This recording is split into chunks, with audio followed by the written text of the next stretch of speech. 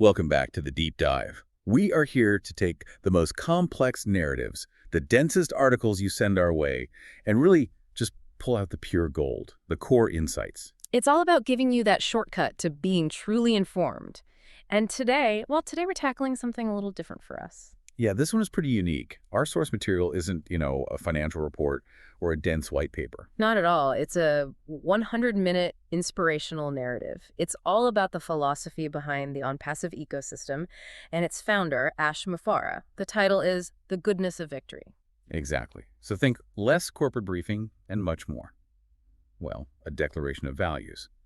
It lays out this framework for success that feels completely different from the usual competitive metrics we spend so much time analyzing. And that's our mission for this deep dive.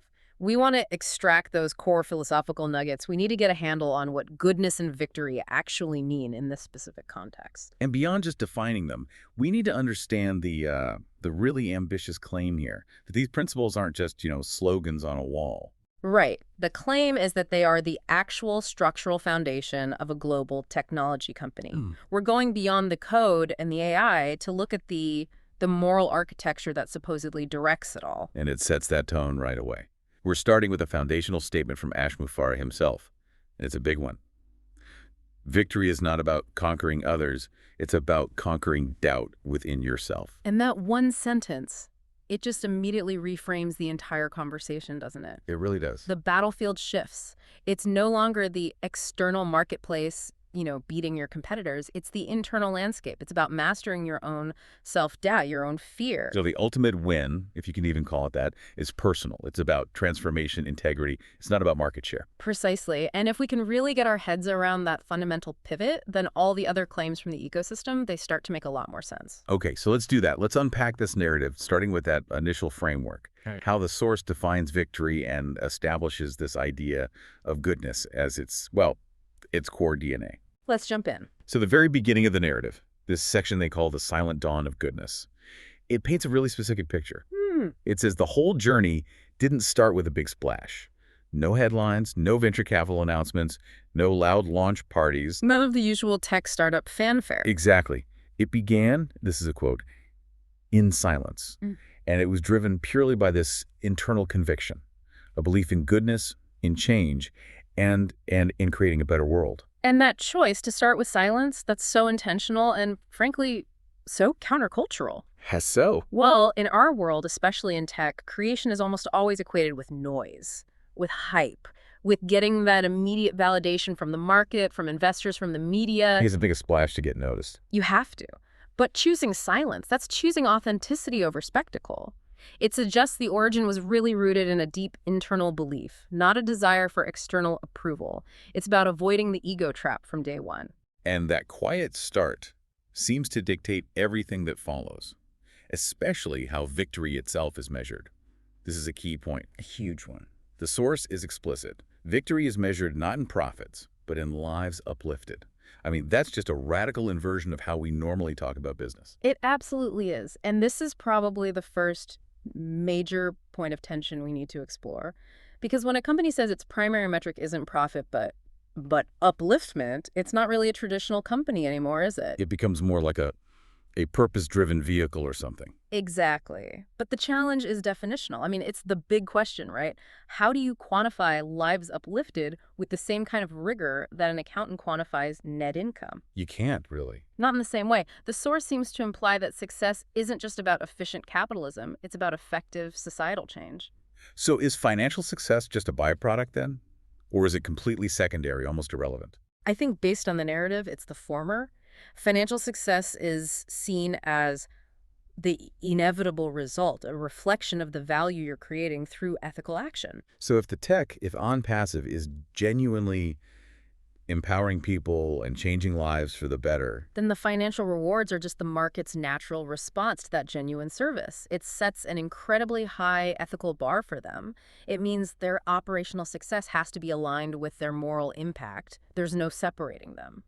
The narrative then introduces ONPASSIVE itself as the tangible form of this ideal. The manifestation of the philosophy. Right. And it's described as more than an ecosystem. It becomes a sanctuary of purpose where technology met humanity. That phrase, sanctuary of purpose, that really stands out to me. Me too. A sanctuary. A sanctuary implies safety, doesn't it? Protection. A space where the pursuit of meaning, of dignity is the most important thing. Just think about how rare that idea is in the digital world we actually live in. Which often feels the opposite of safe. It's volatile, it's transactional. Your data is constantly being scraped. Right. There's very little trust. Exactly. So by claiming that technology met humanity in this so-called sanctuary, the source is suggesting they've managed to infuse the cold, transactional nature of the digital world with human warmth, with moral intent. And that's the foundational link then. Goodness is the why, and technology is the how. That's it perfectly. Moving on, the narrative gets even more direct. It defines goodness as the unstoppable foundation. And this is where we get the core currency of the whole thing. The greatest currency in life. According to Ash Mufareh, it's not money, it's trust. Which is such a powerful, non-traditional redefinition of value. In almost every business context we analyze, financial capital is king. It's the leverage, it's how you grow. But here, trust is positioned as the essential asset, the thing that multiplies. And if you think about it, if a system is really truly built on trust, its resilience, its potential to scale, it's just fundamentally different. How so? Well, trust, unlike cash, doesn't get used up. It compounds when it's honored. When you prove yourself trustworthy, people's trust in you grows. It's an asset that generates more of itself. Okay, so if trust is the currency, how do you accumulate it? According to the source, how is it earned? It's born from goodness, specifically from 3 key ingredients: honesty, generosity, and consistency. Honesty, generosity, consistency. This is the mechanism for what you could call ethical scaling. Goodness is the abstract idea, the motivation. But these 3 things are the concrete actions that make it real. So let's break that down. Honesty, that implies transparency. Transparency in everything. How the system works, what happens with data. No hidden clauses, no surprises. Generosity. That's about giving value before you expect anything in return. Leading with service, not with an invoice. And consistency is the key that holds it all together. It has to be. You have to be predictably honest and generous over and over again.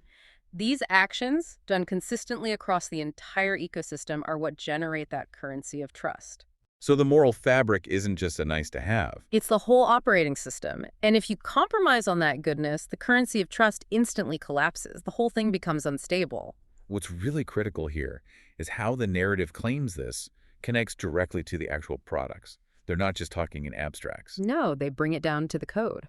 They point out that every tool, and they give examples like OConnect and OWallet, was designed with this core emphasis on transparency, fairness, and empowerment.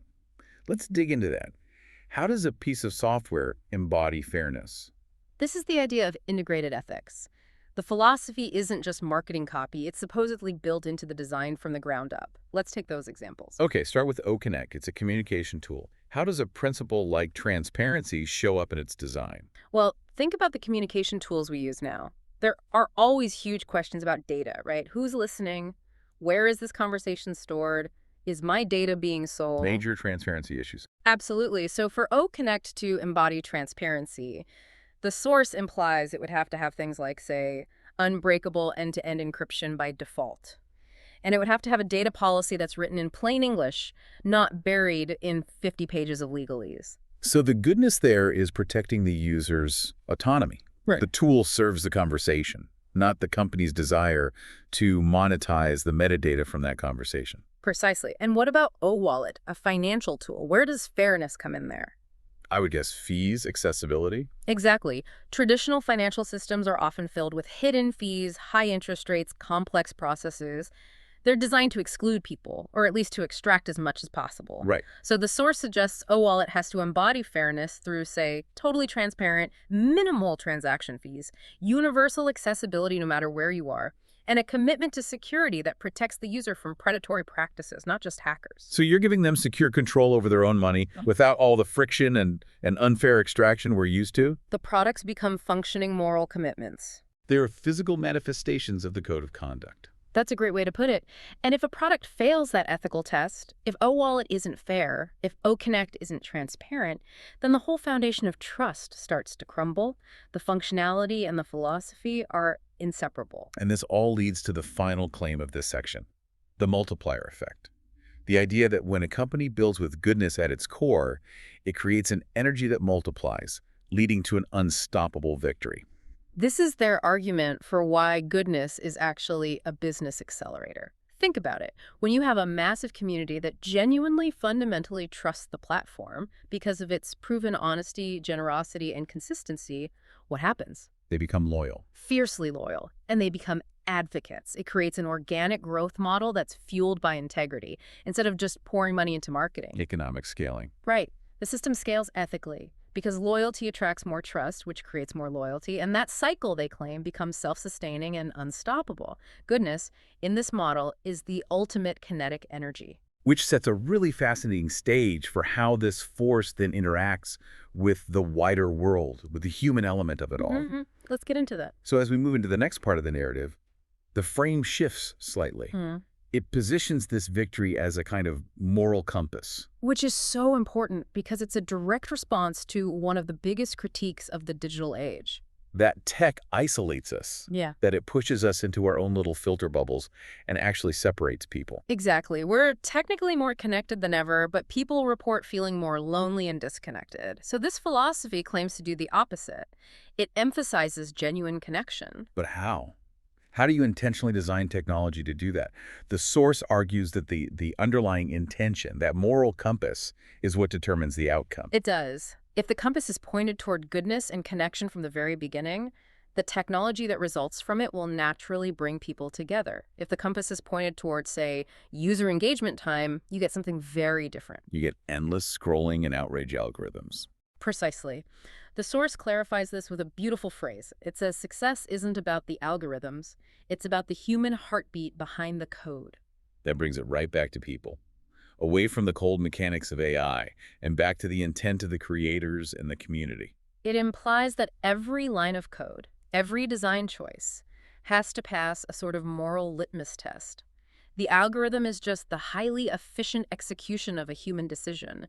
And if that decision is rooted in goodness, the tech will reflect that human heartbeat. It's a call for ethical accountability, really. It's saying that no matter how complex the AI gets, it can't override the moral responsibility of its human architects. And this philosophical shift completely reframes their mission statement, which at first sounds really aggressive. We are in it to win it. Right. Normally in business, that means crushing the competition. But here, it's defined as collaboration. Winning is collaboration. That's a huge pivot. We live in a world of zero-sum games, where for me to win, you often have to lose. This flips that entirely.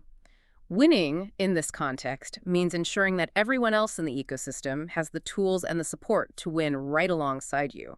It demands sharing resources, sharing knowledge. It transforms a competitive field into a cooperative one. It has to. Your success is tied to the success of the whole community. The source then broadens the scope, saying this victory serves as a moral compass guiding millions toward integrity, fairness, and global unity. That's an enormous claim. It is. It's suggesting that the influence goes far beyond just the users of the platform. It's offering a template, an operating system for ethical engagement on a global scale. So integrity and fairness are the internal rules of the game. And global unity is the external aspiration. It's incredibly ambitious. It positions the technology not just as a set of tools for business, but as a kind of civic and moral necessity, a way to actively push back against global fragmentation. And this all culminates in a critical balance that the narrative points out. Leadership without compassion is hollow. And technology without ethics is dangerous. It's that combination. It has to be both. They're interdependent. You can have the most brilliant technology, but if it's led by someone without a heart, without compassion, it will eventually fail or cause harm. And conversely, you can have a well-led tool that's incredibly powerful, but if it was developed without any ethical guardrails, it becomes inherently dangerous. Think of powerful AI used purely for manipulation or surveillance. The source is mandating a synthesis here. Heart-centered leadership must govern ethical technology. It's a dual requirement. Non-negotiable. Which leads us into this next idea, which is maybe the most profound claim in the whole narrative, this idea of healing through empowerment. The source claims that as this ecosystem grew, it actively healed people, specifically people who had lost faith in fairness and opportunity. And that is a truly counterintuitive idea, isn't it? Technology as a source of healing. It really is. It implies that the existing systems, economic, digital, social, have created deep wounds in society. Widespread distrust, cynicism, a sense of hopelessness for people who feel left behind. So by building a system that is explicitly based on transparency and fairness. The source claims it's actually mending that broken social contract. It's restoring faith. Hmm. Not just in a company, but in the very possibility that a fair system can exist. And the narrative gets very specific about who is being healed. It gives these relatable examples. Struggling entrepreneurs who found hope. Youths without direction who found a purpose. And even entire communities that found a reason to believe again. And those examples are key because they show the breadth of this claimed restoration. This isn't about making a successful person more successful. The focus is on foundational human needs: hope, purpose, belief. It brings it back to that lives uplifted metric. It does. It shows the mission is aimed at those who are marginalized or disenfranchised. It suggests the wounds from the old systems were emotional and psychological, and that the ethical structure of this new system provided the security needed to rebuild. But I want to press on this. The nature of this upliftment is described as providing dignity, the ability to dream again, to trust again. This isn't just about financial uplift, but emotional and spiritual restoration. How does a software platform provide spiritual restoration? I think we have to understand spiritual here, not in a strictly religious sense, but as the restoration of self-worth, of human agency. Okay. When you constantly interact with systems that are opaque, that feel rigged, that are extractive, it damages your sense of self. You start to believe you can't win, that you can't get ahead. You lose the capacity to dream. It grinds you down. It grinds you down. So by providing tools that are fair, predictable, and transparent, and by extension providing some financial security, the system is said to remove that crushing anxiety. It gives a person the mental and emotional space to regain their confidence, to trust others, and most importantly, to trust themselves again. That's the restoration of dignity. It's the repair of self-worth that was damaged by 1,000 systemic disappointments. So if the foundation is trust, and the outcome is this deep human restoration, the next logical question is, how did this scale? How did it go from an internal philosophy to a global present? Right. How did this goodness start to radiate worldwide? So going into that third section, the source details the global spread. It shows this idea radiating out from the United States to huge, diverse markets: India, Kenya, Dubai. And it's important that it's positioned that way, not as a market entry strategy, but as a diffusion of light, a radiating influence. The language is very intentional. There's no talk of market penetration or customer acquisition cost. None of that. It suggests that the philosophy itself is the product and that it's universally attractive because the desire for fairness and goodness transcends cultural barriers. For places like India or Kenya, where trust in digital systems can be low because of past experiences, a platform that leads with honesty would have a very strong appeal. And Ash's principle for this global reach is so simple, it's almost utopian. Do good and the world will follow your light. It's a stark contrast to the complex, often aggressive geopolitical strategies that big tech companies usually use to expand. It really is. That principle assumes that there is a fundamental shared human desire for ethical systems. It suggests that if the product and the intent are genuinely good, if the system is truly non-extractive and empowering, it will naturally bypass the cynicism and resistance that usually meets foreign profit-driven companies.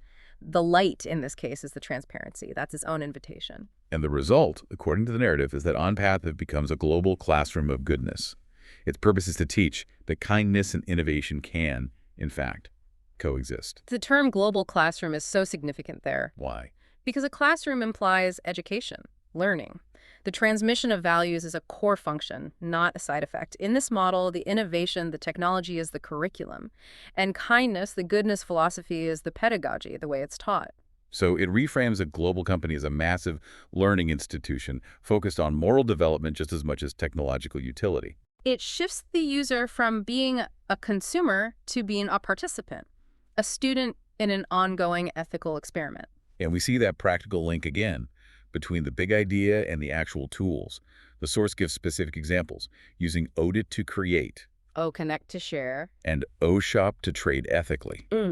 These actions are framed as the way the philosophy spreads, through concrete use. Let's make that more tangible. When we say using these tools spreads goodness, it means the process of using them reinforces the ethical mandate.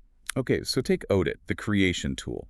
How does using it promote goodness? In a classroom of goodness, creation has to be about adding unique value, not just copying or exploiting. So the ethical principle built into Audit would have to be about promoting originality, clear attribution, respecting intellectual property as a form of human dignity. And OShop, the commerce platform. Ethical trading. What does that mean in practice? It means the platform has to enforce transparency from sellers and fairness for buyers. Things like ensuring products are ethically sourced, that pricing is clear and not predatory, that transactions are secure. It's about turning commerce from a potentially exploitative act into a trusting exchange. It brings it right back to that core currency of trust. Okay, so the tools are the vehicle, hmm but the narrative then turns its focus to the driver, to the leader himself. It suggests that to really understand this victory, you have to understand Ashmufari's personal characteristics. He's described as someone who chases impact, not titles or luxury. And that's critical. The leader's internal compass has to be aligned with the company's philosophy. By focusing on impact, the lives uplifted, he's personally modeling the core metric of success. And by rejecting the titles and luxury, the typical external signs victory. He reinforces that internal, non-competitive definition of success. The narrative is basically arguing that you can't have a leader who preaches selflessness while embodying ego and greed. The message and the messenger have to be one and the same. This leads to the most profound personal concept in this section: mastery over ego. The text says the greatest victory any person can achieve is mastery over their own ego. And this ties it all the way back to that first quote we discussed, conquering doubt within yourself. The ego, in this context, is the source of that doubt. It's the source of selfishness, of greed, of the fear of not being enough. It's the internal competitor. It's the ultimate internal competitor. And if the leader can master that, they are freed up to act genuinely from a place of service, not self-interest. It's presented as the absolute prerequisite for everything else. Which leads to this direct three-part chain of consequence in the narrative.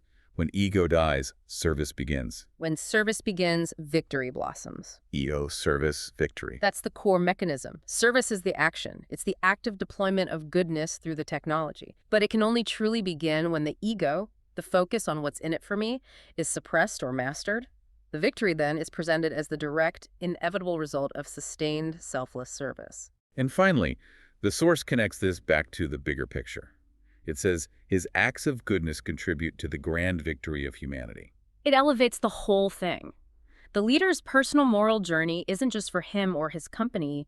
His actions are framed as deposits into a collective ethical bank for all of humanity. It says this technology, this company, is just a vehicle for enacting a much larger philosophy of shared human victory. So the question then becomes, how does that internal philosophy of service and self-mastery actually translate into real-world change? How does it move beyond the core team and the leader? Exactly. How does it actually start to transform humanity itself? All right, so in this next section, the focus is on that ripple effect. We see the goodness moving beyond the immediate ecosystem. The narrative describes communities organizing around shared growth, founders actively helping each other succeed instead of competing. So that shift we talked about earlier, from competition to collaboration, is now bearing fruit at the community level. It's becoming the culture. It has to, because if success is measured by lives uplifted, then my success is directly tied to yours. It incentivizes mentorship, sharing resources, sharing knowledge. A founder's best interest is to help their entire community thrive, not just to hoard their own secrets to success. The movement is then given this really high concept definition. It's called a digital awakening led by compassion and powered by artificial intelligence. And that is a fascinating combination, isn't it? High-touch ethics meets high-tech execution. A digital awakening, it suggests a sort of spiritual or intellectual renaissance happening inside the tech world. And that's a direct counter-narrative to the idea that tech inevitably leads to our decline or isolation. The architecture is so clear in that phrase. Compassion is the guide. It's the non-negotiable moral force. And AI is just the powerful engine that executes the compassionate mandate. The tool serves the value, not the other way around. It has to. And this brings us to a really crucial shift in focus, away from metrics and toward belief. There's another key quote from Ash. We don't build users, we build believers. And belief is described as goodness in motion. That distinction is so important for understanding the model here. A user is transactional. They use your product, maybe they like it, but their relationship ends the moment a better, cheaper, faster product comes along. They have no loyalty to the philosophy. Exactly, but a believer has internalized the philosophy. They are an advocate for the underlying moral code. By building believers, you create this self-propagating evangelism for the movement. Belief that goodness in motion becomes the spiritual fuel for the whole thing. And the source claims this started to have a real impact on society at large as the ecosystem matured. It says workplaces became more human-centered, education became more accessible, businesses started valuing ethical AI. These are profound structural claims. They're touching the three pillars of modern society: labor, knowledge, and commerce. Let's unpack that. A human-centered workplace. That aligns with the goal of dignity and healing we talked about. Valuing well-being over just raw productivity. Accessible education democratizes opportunity, which directly fuels the empowerment goal. And the valuation of ethical AI and sustainability. That shows a commitment to long-term responsibility, not just short-term profit. Can we talk more about what ethical AI means in this context? What does that look like for a business? Well, it means things like building transparency into your algorithms Hmm. and actively fighting against bias. For example, a lot of AI used in hiring or lending today.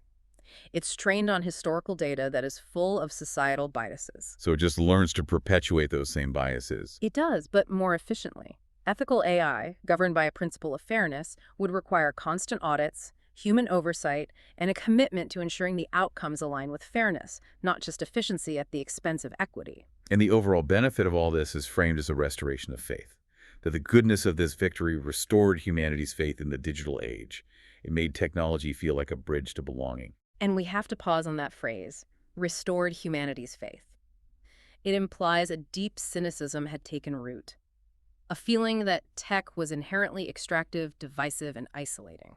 Which, for many people, it is. It is. So by providing this transparent, fair, collaborative alternative, the source claims to have successfully repurposed technology into a tool for unification, for community.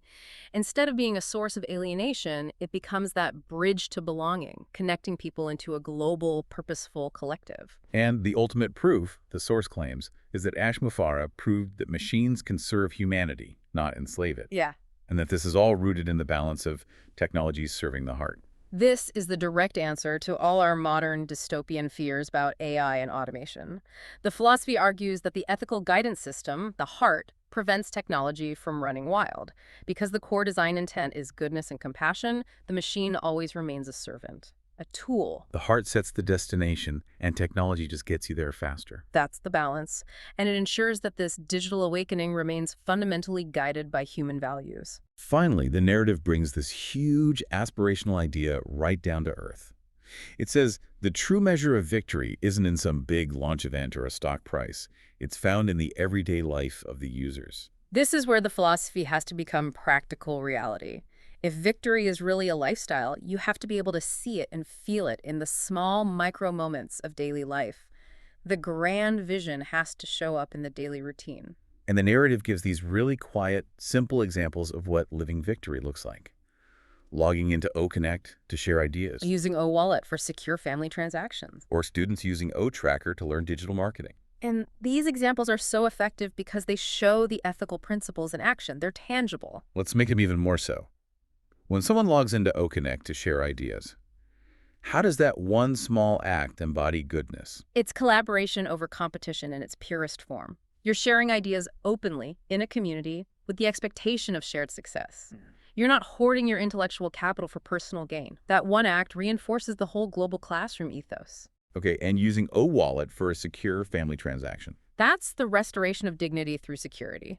In a digital world filled with scams and hidden fees, just knowing that your money is safe, that the transaction is transparent, that provides incredible peace of mind. That secure control is a fundamental part of the emotional upliftment they promise. And the last one, students using OTracker. That's empowerment through skills. It's democratizing access to sophisticated tools that were previously out of reach for many. It directly addresses that claim about youths without direction finding purpose. It gives them the tools for self-improvement, for economic agency. So each of these small daily actions, when added up, define this life lived within a framework of integrity and upliftment. Exactly. And the source claims that this mission has ultimately turned ordinary people into extraordinary changemakers. It defines victory as a lifestyle. A lifestyle of doing good, thinking big, and walking humbly. And that's the formula, isn't it? The prescription for how to live this victory. High ethical action doing good. High aspiration thinking big. And constant ego mastery walking humbly. all at the same time. It's the final step.